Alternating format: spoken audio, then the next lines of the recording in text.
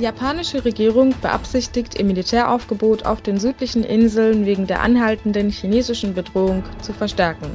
Wie Iwaya, Japans Außenminister, mitteilte, sollen 2 Inseln, die Hauptobjekte des Konflikts zwischen Japan und China sind, nun von je einer Kampfeinheit und einer Einheit für Flottenabwehr unterstützt werden. Donald Trump rief die russische Regierung zum Rückzug aus Venezuela auf.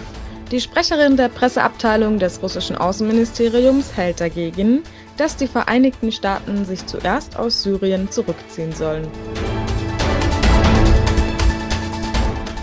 Ein Helikopter des kasachischen Verteidigungsministeriums ist abgestürzt und hat dabei 13 Menschen das Leben genommen. Die tragische Nachricht wurde von dem Präsidenten Kasachstan, Tokajew, bei einer Gedenkrede mitgeteilt. Das von Tieren auf Menschen übertragbare Lassa-Fieber forderte in Nigeria bereits 114 Opfer. Das nigerianische Gesundheitskontrollzentrum warnt vor einer Verbreitung des Fiebers. Bis dato wurden 1801 Fälle in dem Kontrollzentrum registriert.